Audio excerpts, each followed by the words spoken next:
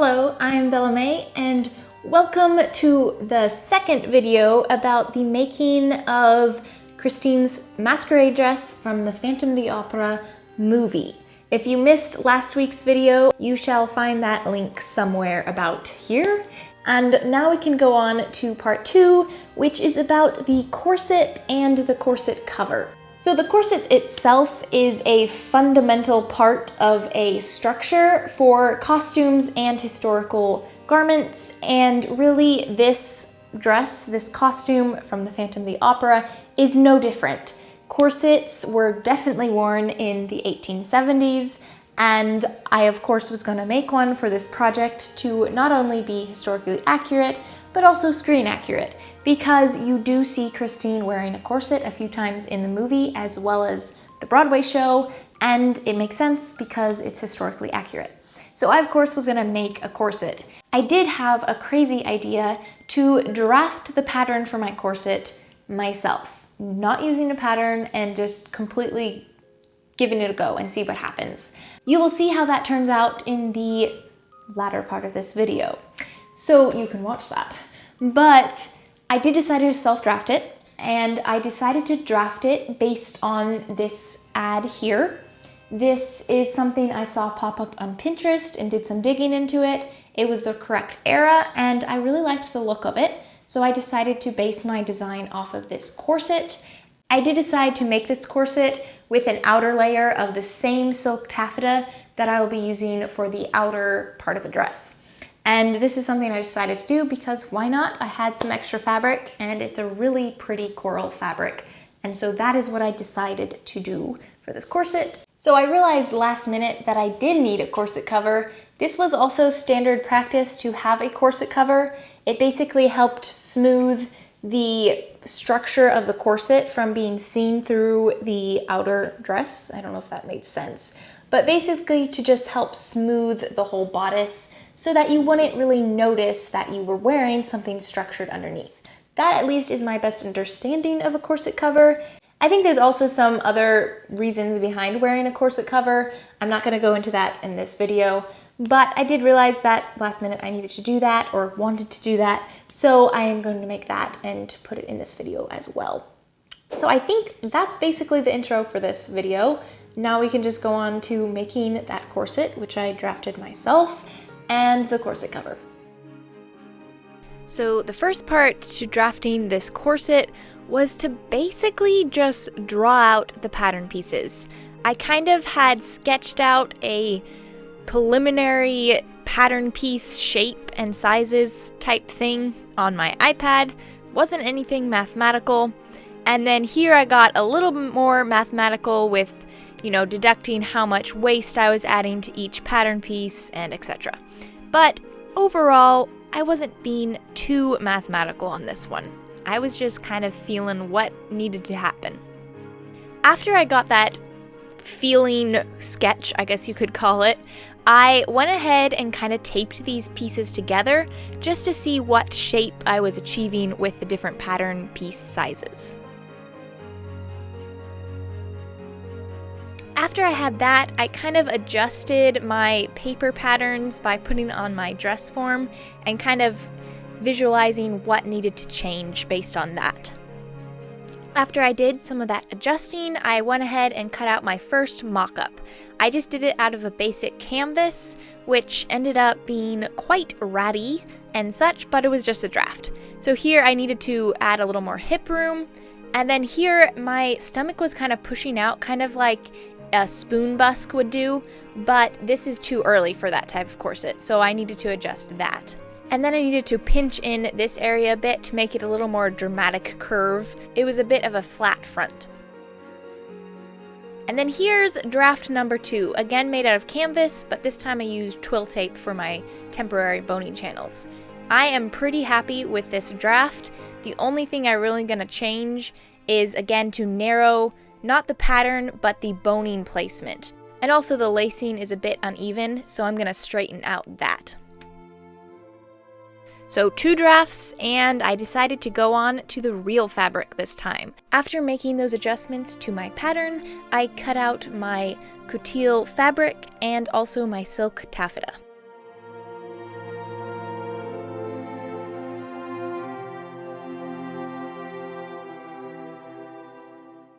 While I had my silk taffeta out, I also cut out some strips, which will make up the boning channels, and I'm doing this on the straight grain.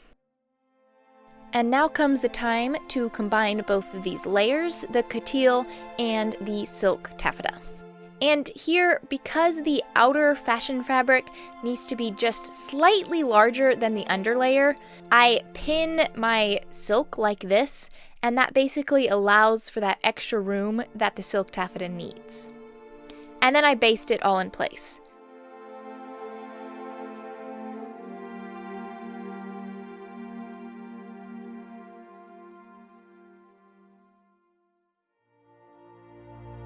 At this point, wrinkles are actually quite good because, again, we need that extra room on that outer side of the corset.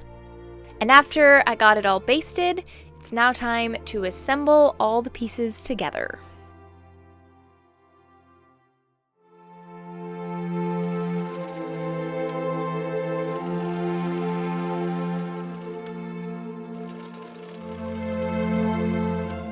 So I am using felled seams for this corset, and so the first step is to cut one of these sides down to about 1/4 inch between there. I was just guesstimating. But after that, then you fold the longer seam allowance over that smaller one and pin in place, which is definitely a challenge with all these layers of the coutil.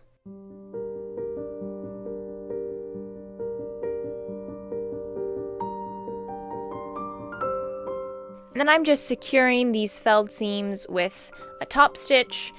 The reason I'm just sewing it like this, and I'm actually not worrying too much about being even and such, because there's going to be a boning channel on top of each of these seams. Once I got some of the seams sewn, I went ahead and added my facing piece to the back edge of the corset. I folded under that raw edge, and then I did a top stitch on top of that to secure it in place. And then I also sewed some boning channels in this back section. These two channels along the back are not going to have that on top boning casing. It's just going to go between the outer corset layer and that facing layer. And then the grommets are going to lay in between in that large section.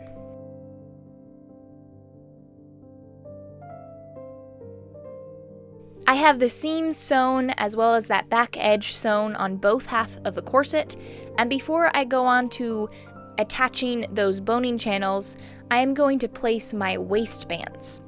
Something unique about this corset that I really loved was the angle and points of the two waistbands that start very large at the front and then narrow to the waist, and then again enlarge a little bit towards the back. And now for my waistbands, I am covering twill tape with my taffeta, and I basically am just getting that ironed in place, and then I can go and attach it along that traced line that I just traced.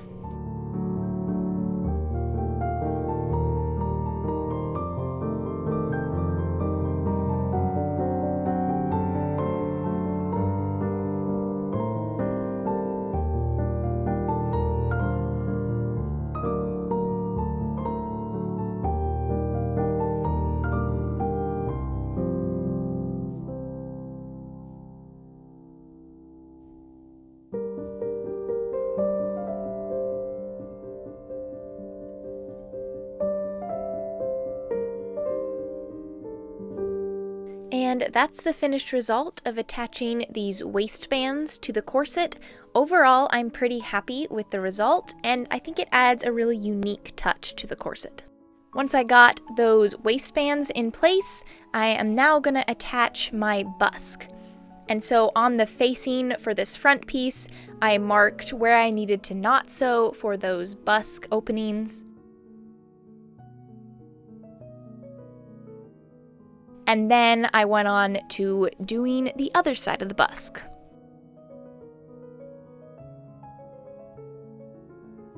This is probably my least favorite part about inserting a busk, is making those holes in that front of the corset. But after some maneuvering and such, I did get all those little pegs in place. And I will say the taffeta behaved fairly well. There's a couple pull marks where the awl kind of snagged some of the fibers of the silk, but overall it turned out pretty well. And then, of course, secure that busk in place with a surround stitching. And now we have two sides of a corset, both fully ready for boning channels. My boning channels are made out of a layer of silk taffeta and a layer of coutil. Once I've got those two layers basted together, I'm now going to get my casings ironed in place, and I'm basically just turning the raw edges into itself to contain all those raw edges. After getting the boning channels prepped, we can now go on and attach them to the corset. Here I've got one side done, and it did take a very long time, but I think it was worth it. And then here's just a time lapse of applying some of the boning channels, because I did not film the entire process, because as I mentioned, it took a very long time.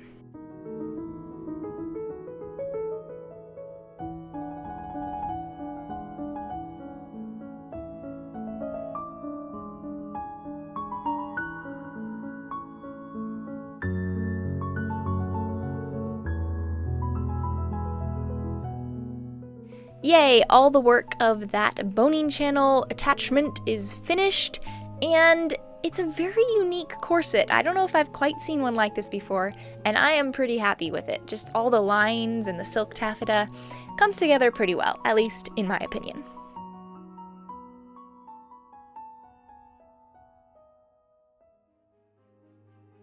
And we're getting close. I'm now going to apply the binding to the bottom edge of the corset. This I did cut on a bias just to help get around all those curves. And after I got that sewn in place, I then folded the binding over that raw edge, and then I hand sewed it in place. Which hand sewing coutil is quite hard on your fingers, and that's why I'm using this thimble thing leather protection device, which I ended up not liking and I got something else. But yes, I hand sewed this binding in place. Before we go on to putting the boning in, I decided to do the grommets, which again, more holes in a corset. And one of my least favorite things to do is put holes in something you just made. But it's a necessary step for a corset.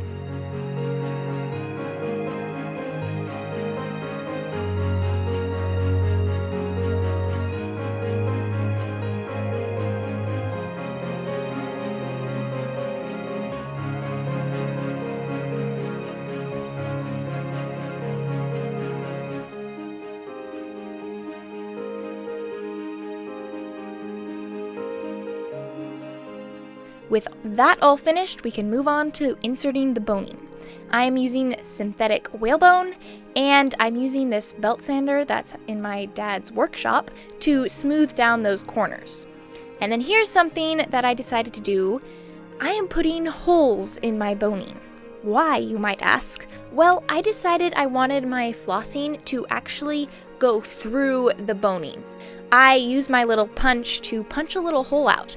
And this is where I am going to basically sew through the boning with that flossing. This will just add an extra level of security, basically, to keep those bones all in place. And I did see somewhere that the machinery that they'd use for flossing could sometimes go through that whalebone that they would use and basically just really keep that boning in place.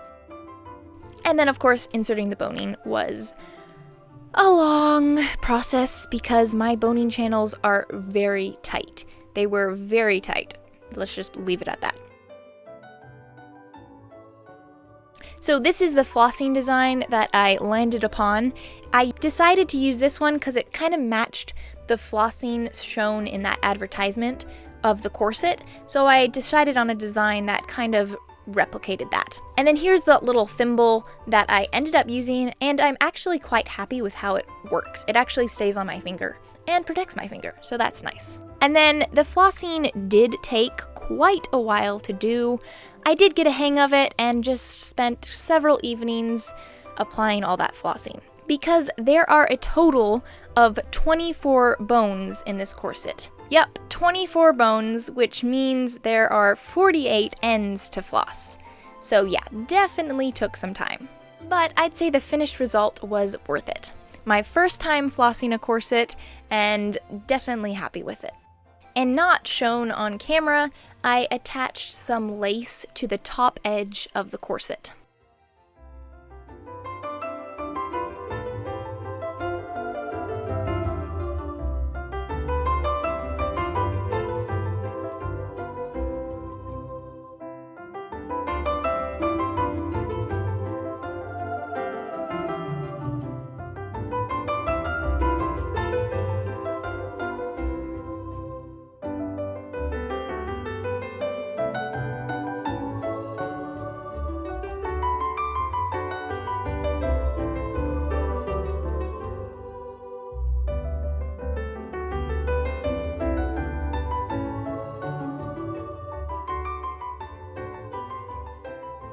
Let's move on to the corset cover. So this is something I just drafted, just kind of played around with it and drafted it. Here's that draft. And now I'm going to cut it out of my cotton lawn. Now this is something that I'm not sure was actually worn under the Phantom of the Opera dress. It's just historically accurate, and that is why I decided to make a corset cover. And again, with most of my undergarments that I'm making for this dress, I'm really not being screen accurate because you don't know what she wears underneath it. So I'm just basically going for historical accuracy on these undergarments and not necessarily screen accuracy. I did decide to add some lace insertion. So I decided to try a different application for this lace insertion just because I wanted something a bit faster than what I used on the chemise. So basic application of sewing the two pieces together, and then I trimmed the entire seam allowances down to about 1/8 inch. And then I'm doing a zigzag, which basically lands on the outside of that seam allowance and then right in the inside of the lace insertion. It kind of stitches through all those holes. This is just something I saw online and thought I'd give it a try. And then again, the same process for the second side of the lace. Basically, this type of application, after seeing the finished result, it's kind of making the lace insertion more just look like a bunch of holes in the fabric. I know that kind of sounds weird, but it kind of hides the fact that it's a piece of lace. It just basically has these little holes along the whole thing, which I think is a different look than my chemise look. It's just, I guess, just different. But it was definitely a very fast process of applying the lace. After getting that lace insertion in place, I can now go on to assembling the pieces. I'm first going to sew the darts. To secure these raw edges of the corset cover, I wanted something that could be achieved fairly quickly and easily, and so I decided to just do a machine zigzag stitch along the edge to secure those raw edges.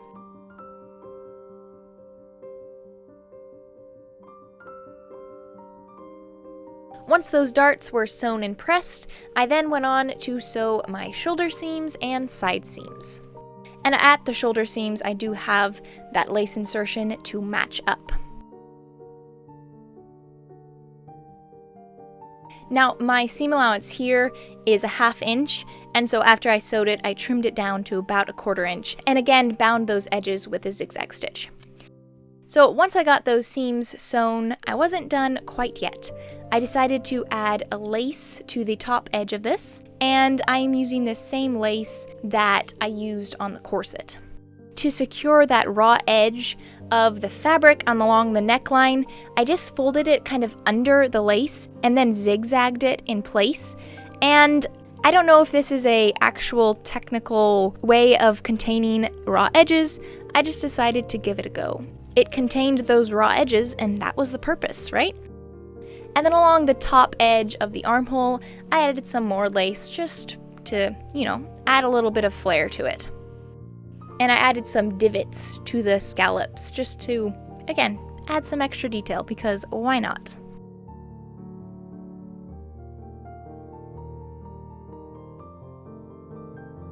Again, I did that little fold over the edge and zigzag in place to secure that raw edge.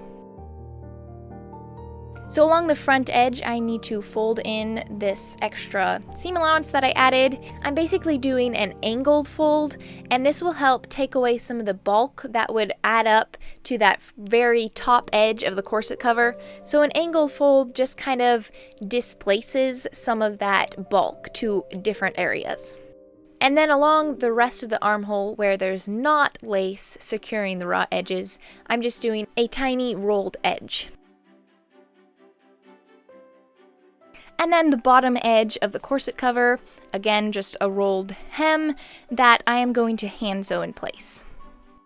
So some hand sewing followed to secure all those pinned places in place because I didn't want any visible machine stitches. And so now, with all that done, I can go on to applying my buttons. I'm using shell buttons, and I am placing them about 2 3/4 inch apart from each other. Once I had that placement marked, I went ahead and sewed on the shell buttons, and then did the buttonholes. I can tell you this, I am not the best at buttonholes. I've done some in the past, but recently I've been doing buttonholes in very sheer, lightweight fabric, and I've definitely noticed that it is trickier to do.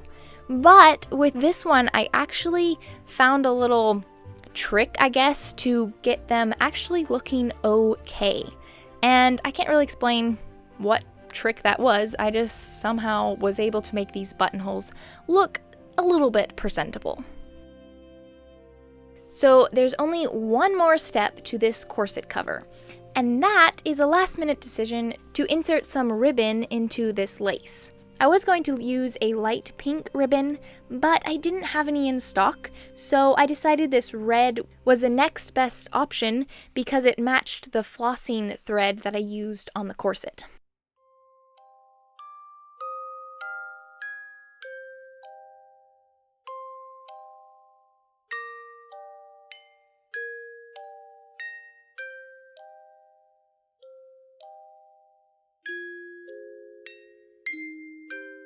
And for your information, I have decided to turn this corset cover into a PDF pattern that you can purchase at the link that pops up, and there's also a link in the description.